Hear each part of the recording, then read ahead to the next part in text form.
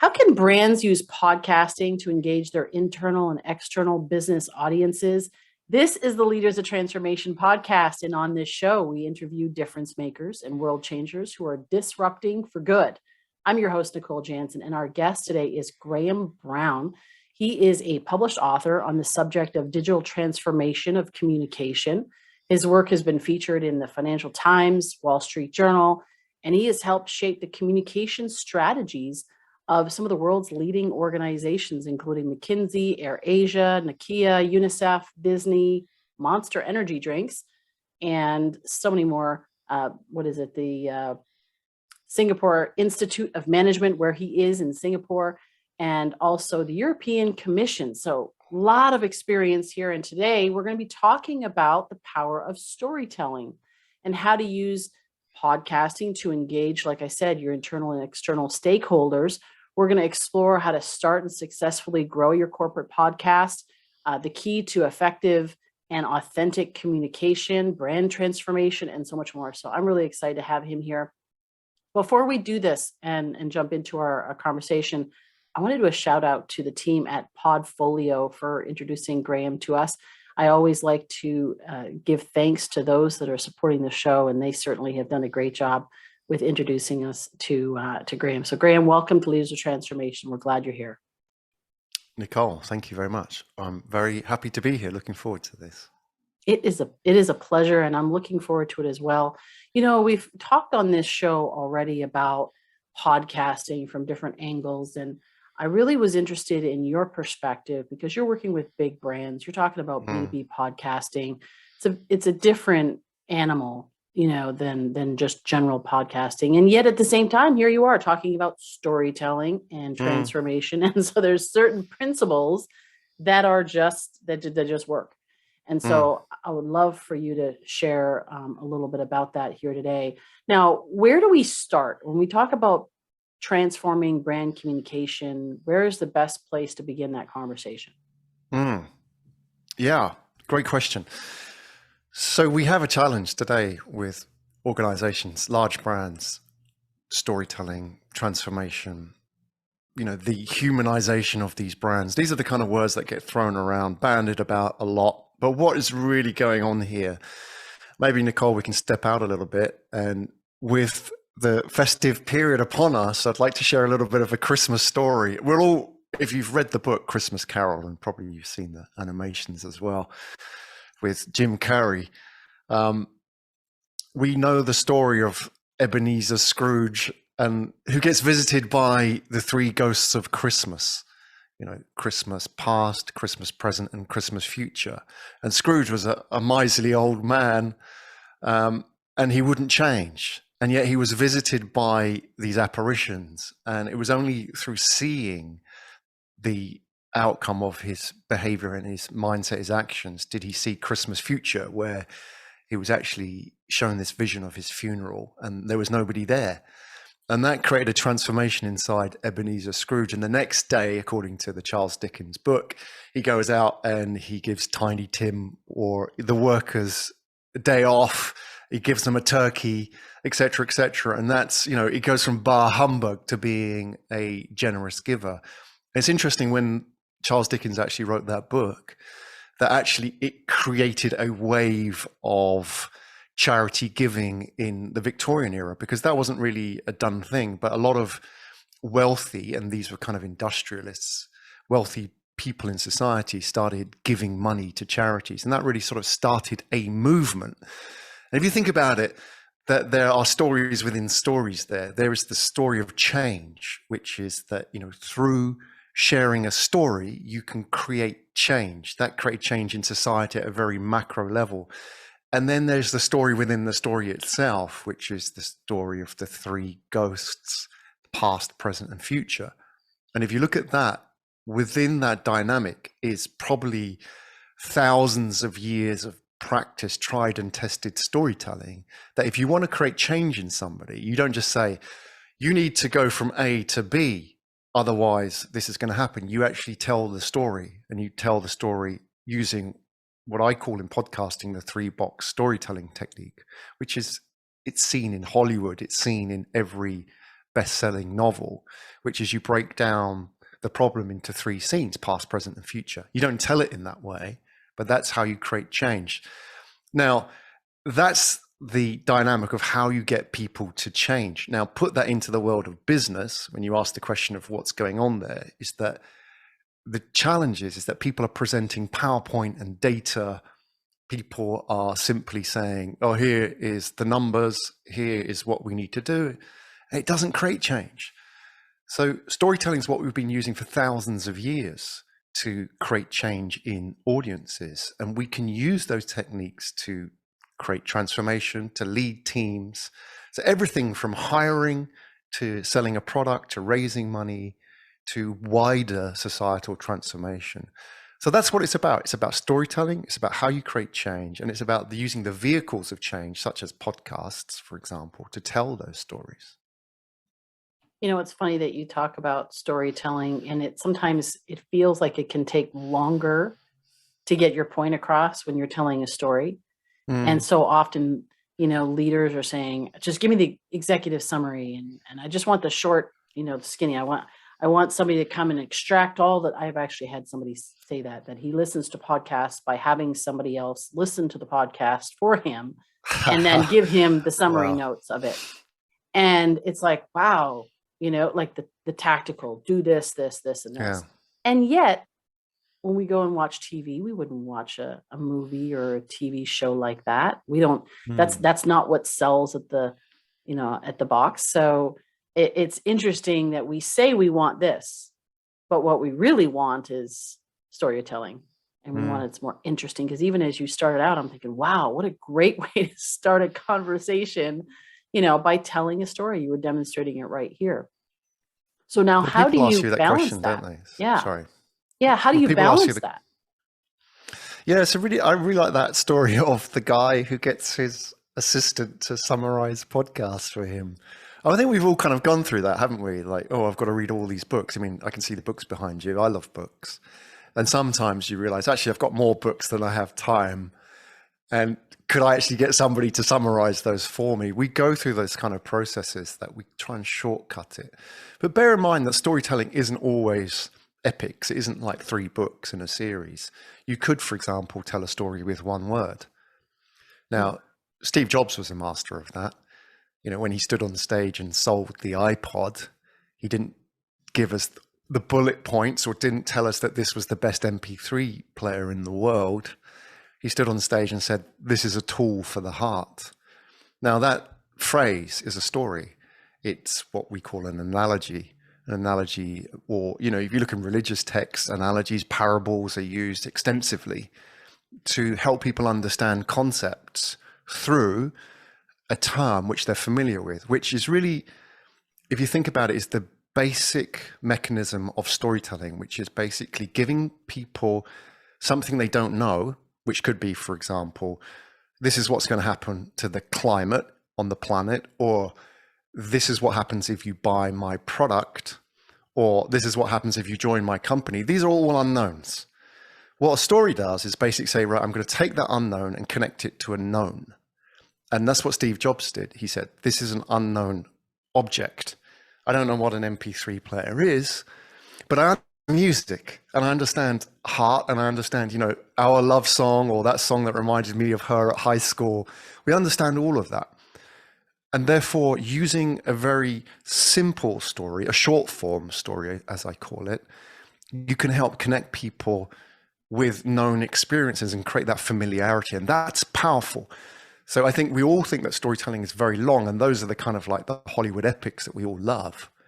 But there's also a very effective form of business communication, which is short form storytelling, which is like a label or a frame to understand something very complicated in a very quick amount of time, which your friend who is summarizing podcasts, he may understand, you know, for example, that's a very easy way of getting information out to people quickly. So how do you teach this, though, to people who are generally in a space of a lot of data analytics and a lot of information? It's like, well, you don't understand. I need to explain everything to them so they can make a quality decision and all of that. And here you are, inviting them into a different way of doing it. Well, it's like your podcast, Nicole. You've done over 400 episodes. That's a lot of data.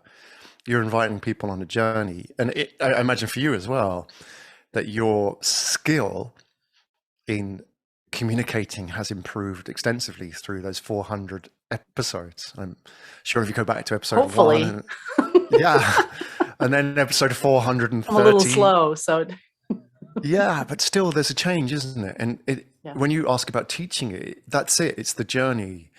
I feel that storytelling, podcasting is very much like stand-up comedy, that to get on stage and face an audience is actually quite nerve-wracking. But the only way you can get funny is by doing it. You can't read it from a book. No comedian was born funny. We know that they had to practice rejection, thousands of hours of rejection, getting on stage.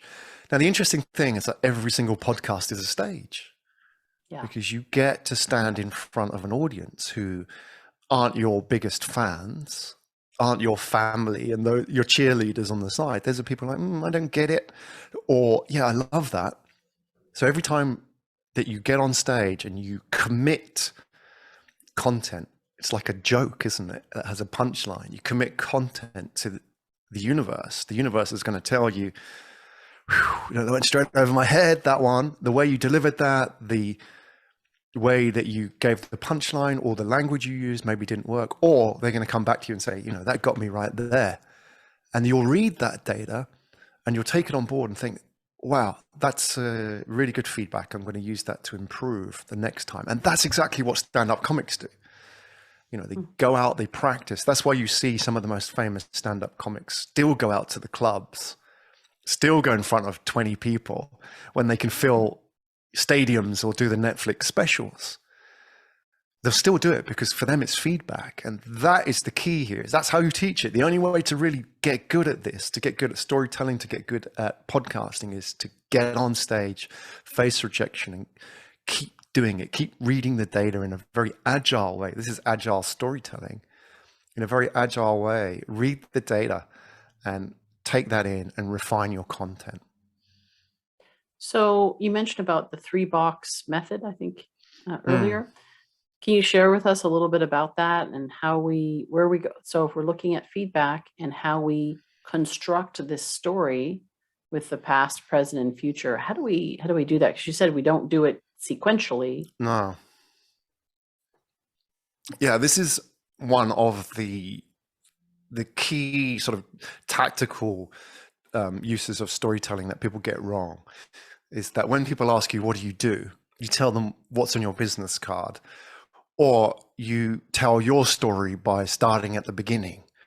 And nobody cares. Like, I was born in 1972. That's my story. So, nobody cares unless, for example, we're born in the same year, like likely you and I, right? So that matters to only a small amount of people, but to most people it doesn't.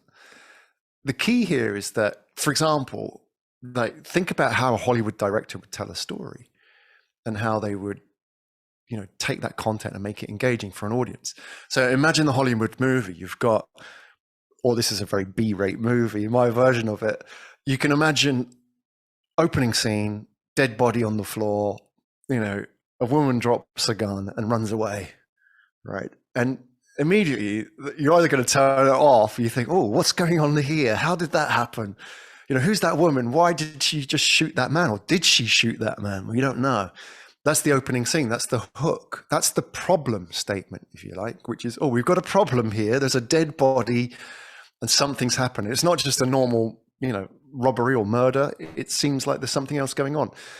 And then the director would, once he's got your attention, take you back to the past. How did we get here? So if you think about that, in all great movies, there's always like a big opening scene, and then it's like a rewind. How did we get here? How did I end up here? How on earth did all these events come to this place? And that's the past, the backstory. So let me take you back to high school when these two met, the boy and the girl met, and they fell in love, events ran up, and then it takes you all the way back to the scene, the starting. And then the closure is the third scene, which is the future, which is where do we go from here, which is the kind of like, that's when you get closure on the problem. So if you think about that, if you were telling a story in business on a podcast, you don't say, oh, the beginning, the boy and girl met at high school. They had a really good time, dated for a while, but something happened and it all went sour. And then she shot him, or did she shoot him? We don't know. That is the wrong way of doing it. The best way of doing it is to start with the middle scene, which is the present, which is the problem. And if you think about any pitch deck, if you're a startup raising funds, the first slide should always be the problem statement. Start with the problem. Then you go back to what are the thought processes, what are the input factors that brought us here? Why did we end up here? What was the mindset that brought us to this problem that we need to change? And that's the reframe moving into the future, which is the third scene. If you think about it, in every movie, there's a scene where the hero is kind of beaten down and you think, oh no, he's not only been beaten down, but it's getting worse. Like the bad guy stomping on his head and he's not going to do it. He's going to give up. And then everybody in the movie theater is going, come on, you can do it. You can do it. And then, you know, like the Obi-Wan figure appears and Luke, you know, that very sort of deep, meaningful voice, you know, use the force or whatever it may be, that sort of epiphany moment. And that's a very religious significance as well. If you think about the epiphany, actually comes from the Bible, and you'll find it in all religious texts as well. The epiphany being the rebirth, which is, how do we get out of this? We don't get out of it using the mindset that got us here. We get out of this using the different mindset. And that's how you go from the present to the future, which is transformation. If you think about it, all transformation is change. You know, Oliver Twist, or Charles Dickens in Christmas Carol was all about change. He had to change the way that he thought to get out of this. Otherwise, he was going to end up lonely on his own. And if you think about business, it's all about, how do we change? How do we leave behind the world of comfort and head to the promised land? That requires leadership. That requires a story. And that is, in its essence, transformation.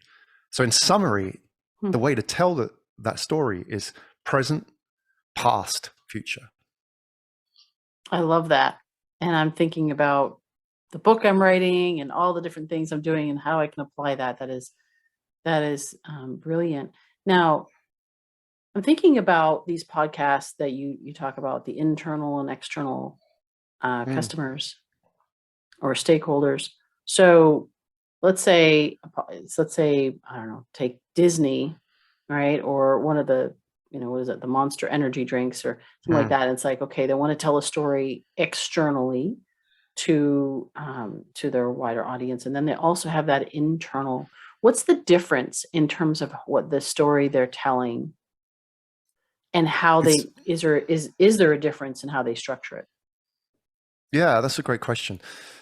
So you're talking about the difference between internal and external podcasts. And external podcast is what we all experience. Two types of those. Obviously, there's a consumer podcast, the real, the true crime, the history podcasts are really popular, those kind of things. Then there's the corporate podcast that I focus on, which is more about helping the people of the organization and their partners, their ecosystem, their community tell stories, which really is about, the work that they're doing, the transformation, those three boxes, telling those stories. The internal podcast is obviously aimed at a different audience. So effectively, an internal podcast is a better version of a newsletter. And that's not a great sales pitch, but not a great analogy in itself. But the idea is it's a much better alternative to what's going on already. That how do organizations communicate with themselves internally? Now, newsletters is one. You've got these kind of intranet type things, which tend to be really just like built 20 years ago, and the user experience is pretty terrible. So people tend not to use them. You also have offsites, let's get everybody to the island for the weekend and we'll do all the getting to know you exercises, which are hugely expensive and time wasteful, especially today when very few people, go straight into these kind of like business travel commitments without thinking about alternatives now. Can we do this on Zoom? So that's how organizations communicate with themselves normally, like the transformed organization. So in the digital world, what we really need to look at is how do you capture all the good conversations inside these organizations and, democratize them, give people access to them. Because there's a conversation between Graham and Nicole over in the accounts department, which may be relevant to the product development department. And those kind of things go on. And there's also, I think it was Blanchard, the author, who said that, catch somebody doing something right is probably one of the most important skills of a leader. We don't police our people. We find great case studies. So, if Nicole and Graham are, working on a project which may be inspiring to another department, but they don't know about, departments don't talk to each other within the same four walls. Wouldn't it be great to capture that on a podcast and then share it internally? Because it's not just about this is what they're doing, this is also why they're doing it, which is probably the biggest motivator for change, because people will look at that and think, wow, that thing that they're building over in that skunk works, that department, that's amazing. I'm really inspired by that. And I really, I listened to Nicole's story and it really inspired me. And I want to go and find out more about it. That's a really powerful platform that you're now building. I think all podcasts are platforms. Again, it's this stage, right? But for the internal one, it's all about unlocking that human potential inside these organizations. And there is so much goodness inside organizations that tend to get, hidden away because for the old model of communication in the organization, but also people feel that they shouldn't be standing up and talking about it. They haven't had the tools to do that. I think that's the future. There is a lot of growth in internal podcasts, and I think it's an exciting area, and it's a much more engaging and authentic way to share communication internally. Yeah, and I think about all of the leadership consultants that I've had on this podcast, and there's a lot of them, and I've only had a little fraction of the number of consultants that are out there that do these offsites and do the trainings and all of this, and which is great, which is absolutely great, and that they're doing that. And I often will, I think like, well, if there's so many leadership consultants out there, I mean, I coach also leaders, why do we have so many messed up organizations? And one of the things that, you were talking about here is communication. Communication's a real issue. And it's not even about behavior modification. It's really about a buy-in. And that's what I'm hearing you talk about. It's like people buying into like what the company is all about, what's going on. And if people don't buy into companies, they buy into people. And so they're buying into, they're learning about, taking an interest in what's happening in this department or that department. And it's like they're part of the family. I always laugh at these sports events and people say, they're standing in the audience or the spectators, and they'll say like, we did it. And it's like, you didn't do anything. You were just sitting here like buying a ticket. Okay, so that's good. But people want to be part of something. People want it. Yeah. But Even that word communicate, if you look at the etymology of it, Nicole, it comes from the Latin to share. Communicate means to share. That's the basic function of human nature, is to share, to belong. As soon as we're born, that's the first thing we do, is we reach and we grasp for people. And that is probably the most powerful human motivator, is to belong. So we need to fulfill that, because, our traditional groups and communities are changing and evolving. And so companies that can do that and fulfill those needs, both for their customers and for their people, will create a bigger meaning for those audiences. So it makes me think, and to your point about babies, there was a study, maybe you've heard about this as well. There was a study they had these two groups of babies, and one were held like they normally would be by the nurses and so forth. And the other one was not touched at all. There was no human touch, and they had to actually cancel the study because these babies started to die. So we literally die without that sharing, that touch, that, communication. And I just had this thought about organizations, how many organizations are dying because of this area of communication. And so perhaps we have been, I'm just putting it out there, that perhaps we have been focusing on the wrong things, or maybe not all of what we need to be focused on, so that these are areas that are, skill development, leadership development, all those things. But this area, what you're talking about, is something that I would imagine that a lot of organizations haven't considered the full impact of, in terms of sustainability and even like loyalty, people staying around longer because they actually feel part of something. They're not going to leave a family, right? They leave managers. Why? Statistically, they leave managers because they don't feel valued. They leave people just in the same way that they stay for people. And so, to look at this, and like you said, this being the future, is looking at prioritizing this as an organization rather than what do we need to do here and here and here and leave this piece out. How do we communicate with our customers and get more customers? Great question, valid. How do we have that authentic communication externally? But it's the internal people that are actually going to make that possible. They're the ones that are going to be working with those clients and customers. And so we ought to invest in them and invest in that communication. You build this and they build that. Absolutely. So, inside out. Yeah. A little pitch for you, because I think that's what you do, right? Always going to companies. And I think it's really important that you it's where it starts, right? You can't fake it. Going back to your point about the babies, those psychological experiments, they really underestimate the power of that connectivity. And, if you think about, in society, if somebody transgresses or commits a crime, we incarcerate them, we put them in jail or prison. And then you get all the bad people, the bad quote unquote people in prison. Now, what do you do with the bad people in prison? The baddest of the bad is that you actually take them out of their prison cells and you put them in solitary confinement, which is, you think about it, if you say to somebody, or if they put you in solitary, you think, oh, that's fine, I'll handle that. I'll be on my own. I'll get time to think, maybe catch up on my reading, all those kind of things.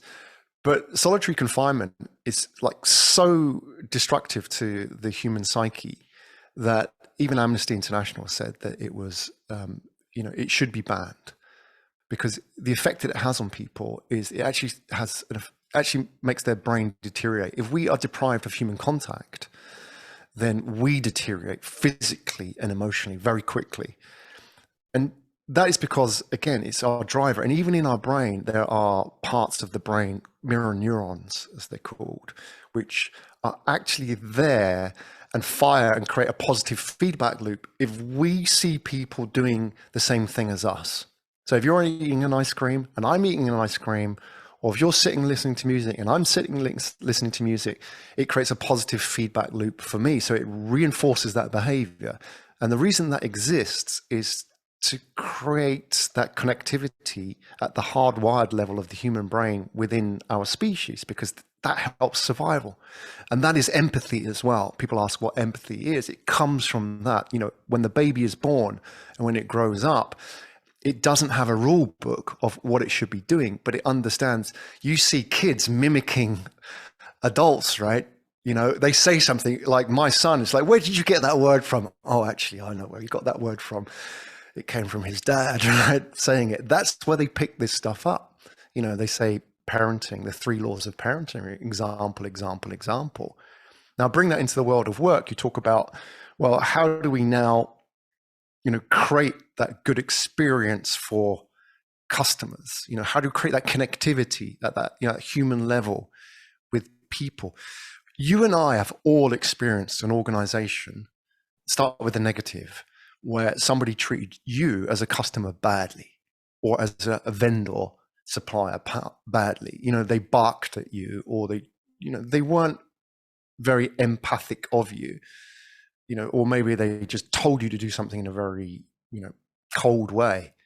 And that could be, service in an airline, or it could be working for a large organization as a vendor, right? And when you experience that, it's not that person that you're experiencing. What you're experiencing is how that organization treats that person, because that is how they think you should behave, because that's the example set by the organization. And now they're reflecting that on you. So now to the point of how do you create a good experience? You can't hire an ad agency or an experiential marketing agency or one of these agencies to create this fake layer on top of who you really are. You create that experience internally. That starts with how you treat your people. Brands are created in the conversations that your people have every day, how their leaders converse, interact, share with their people is how their people will interact and share with the customers. And that is so important. It starts internally. And a big part of the storytelling is that conversation about who we are, what we care for, and why we're here. Because if you can have those internal conversations and create that culture through those conversations, that will then permeate through to how those people treat your customers. You cannot fake it anymore. There used to be a time when you could hire a Madison Avenue or a Chicago ad agency and they could fake that. But today there's so much transparency in what customers can see inside organizations, but also want to know about those organizations, that it really is happening at that human level of experience. Yeah, and that's like you said about the surface. I think there's been a lot of emphasis on that. And now, of course, organizations that have done that are realizing that doesn't work, and they're looking for the alternative. So, give us an example, a practical example of like what would an organization, let's say somebody's out there and they're listening to this and they're going, okay, Graham, I get it. I get it. I gotta have this internal podcast to talk about who we are and why we're here and what's important. Where do I start that? Hmm. Yeah, find the people who want to do it first. There'll be the So crazy appoint ones. somebody in the organization that would want to take this on. Yeah, I would, rather than say appoint, find, because the point tends to be, okay, you do that. And I think that's a kind of a license for a corporate to see that as an instruction, an order, right? Yeah. You got to find the people who want to do this, because it's find the 10% that influence the 90%. Inside, marketing departments are now challenged with finding influencers externally, but there are influencers internally as well. In any dynamic, in any social structure, there are influencers. There are people who want to get on stage, and there are people who want to follow. Now, the mistake is putting the audience on stage because they don't want to do it. They want to be in the audience. They want to listen. They don't like being on stage. So you need to understand who the 10% are. And those people will put their hand up. All you have to do is plant a flag and they'll rally around it. And that flag is, okay, we're starting a podcast. These are the conversations that we're going to have. Who would like to be involved? And those 10%ers will put their hands up. They will volunteer because they love it. They're the people that grab the karaoke mic or the ones to get on stage. If you say, who's going to present next at school, right? That's their natural disposition. So they are out there. I think we have to let the natural forces, the natural social dynamics speak up and work with them as opposed to against them. It just brought up a memory of a friend and he was actually on this show as well. Very interesting guy, Greg Gagnon. And he's the Barefoot Businessman is the name of that episode. And he's literally run marathons. He lives and breathes and does everything he does in bare feet. And a lot of fun. He actually owns some UPS stores. And interesting, what happened is exactly what you're talking about. They came to him and said, hey, we would love for you to share. And because he got known as a personality of somebody who's got this very you guys would hit it off really well. He's got this style, of being very interesting and great storyteller, and and all that. And they actually came to him and asked him if he would do these internal videos.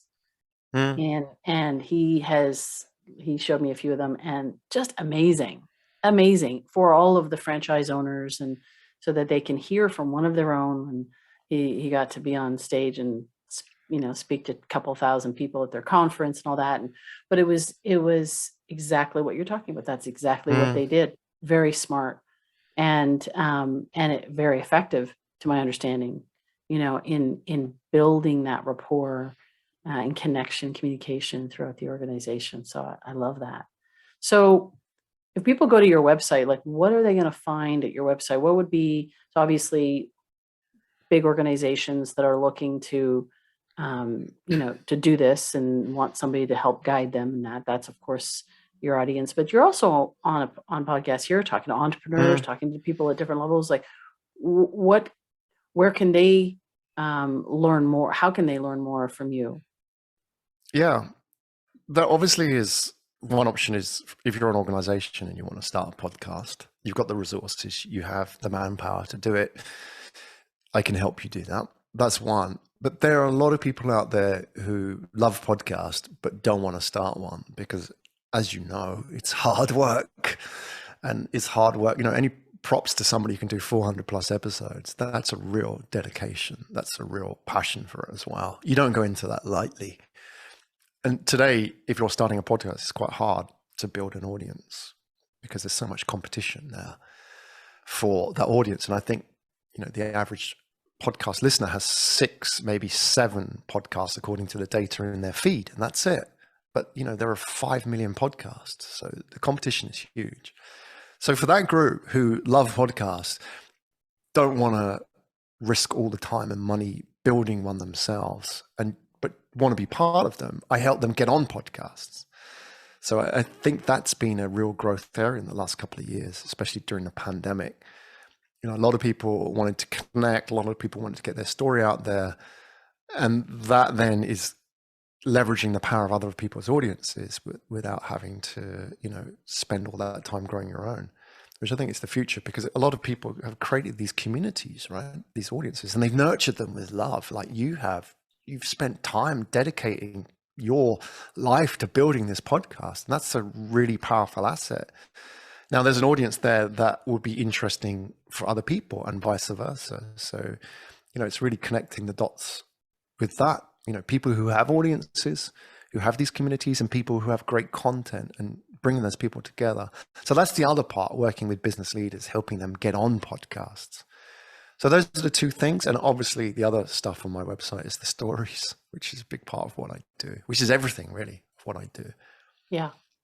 Yeah. And I would think that if we were to, and I include myself in this, is that if I wanted to learn more about storytelling and what you're talking about, you've been on other podcasts, is to actually listen and how you're actually doing it.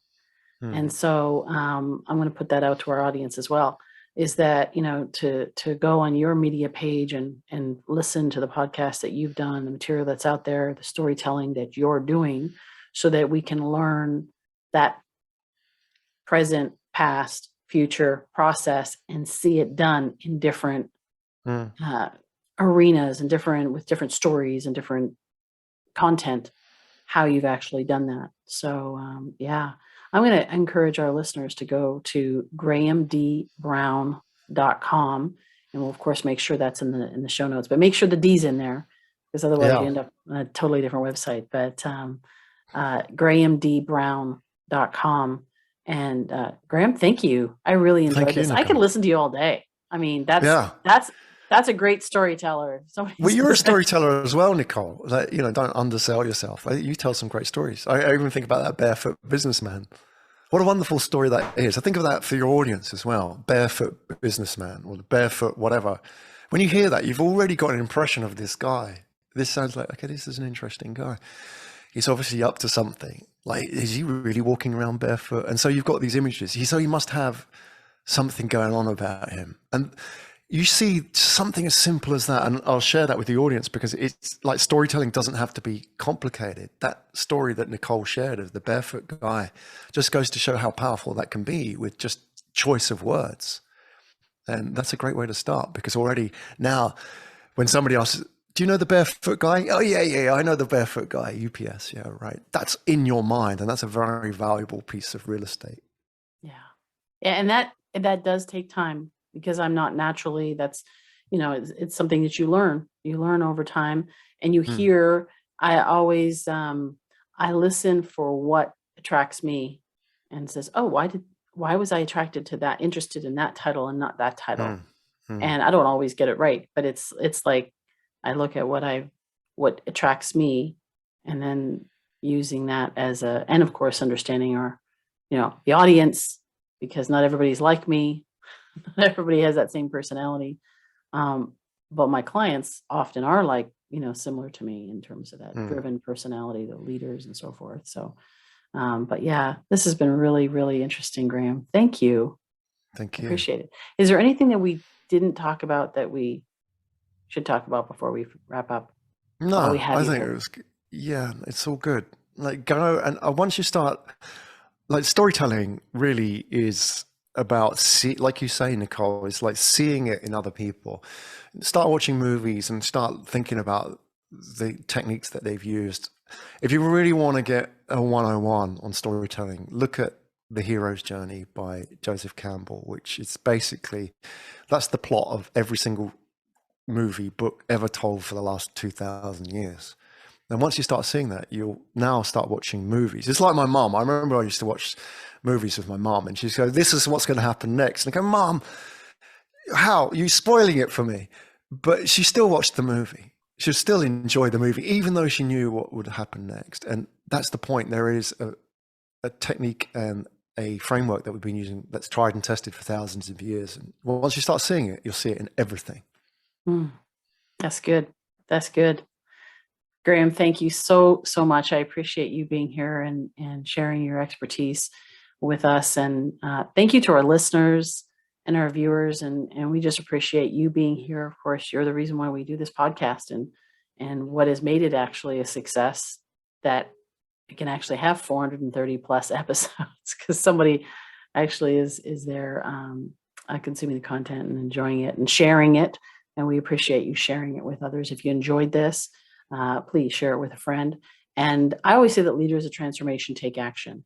And so take action on something today. Maybe it is when you watch TV tonight, or you watch a movie on the weekend, or whenever you read a book or whatever, is start noticing the pattern, and then asking yourself a very simple yet profound question: is how can I apply that to telling our story as a brand? How can I tell that internally?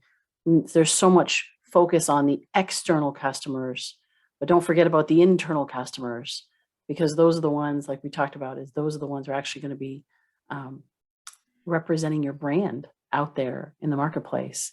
And so, yeah, I would encourage you to do that. And we'd love to hear your stories. You can go on leadersoftransformation.com, reach out to us there. Of course, you can follow us on social. We'd love to hear how this has impacted you, and the feedback. And also, if there's anything else that you're saying, hey, I want to learn more about this or that, I mean, tell us what you want. We'd love to hear your feedback on that as well. And we'll make sure that we incorporate that into future episodes as well. So, and of course, go to grahamdbrown.com, learn about what Graham's doing, and learn this art of storytelling and how you can apply it to your brand. So we encourage you to that. Thank you again. And we look forward to seeing you on the next episode of Leaders of Transformation real soon.